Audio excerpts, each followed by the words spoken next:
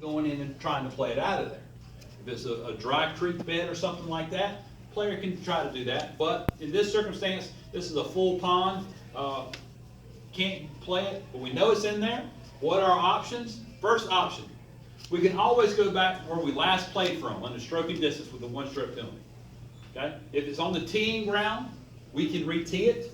Anywhere else on the golf course, we're going to have to drop it. Option 2, we can keep the point where it last crossed the margin of hazard, where it last entered between us and the hole, and drop back on that line as far back as we want to go. Again, with a one-stroke penalty. All right? Now, what happens in this circumstance with being a yellow hazard?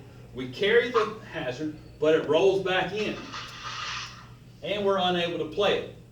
Option 1, again, we can always go back from where we last played from. Option 2, keeping that point between us and the hole. Well, in this circumstance, we're going to have to drop on the tee side of this water hazard, because we have to keep that point between us and the hole. There's nowhere on that side, the green side of this hazard, to drop it, keeping that point between us and the hole. Okay? Any questions on that? All right. Now, lateral water hazard. Again, it's marked with red paint, and most of the time it's going to run with the hole. It shouldn't cross the fairway or the hole being played. It should run with it laterally. So here we tee off. Comes the rest of this water hazard. Well, our first two relief options are the same as with that yellow hazard. We can always go back from where we last played from with the one-stroke penalty. We can keep the point where it last entered the hazard between us and the hole and drop back on that line as far back as we want to. Well, the USGA says that those two options can be harsh at times. They're going to give us two more. First one, we can drop within 2 club lengths of where it entered the hazard. Ball's got to strike the ground within that 2 club lengths, but it can roll outside of it. It can roll up to 2 club lengths where it strikes the ground.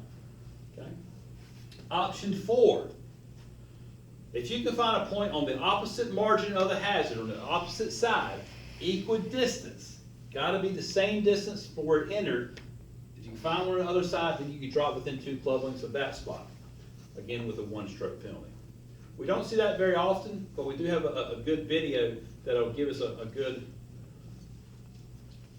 diagram of this. Okay? So you got 4 options. All right, this ball is going to be coming in from the left. It's kind of hard to see, but it does fly in from the left. Hits this hill, and then rolls down into the hazard. So there's where it entered.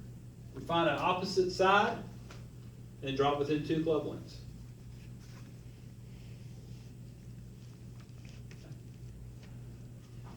Any questions on that?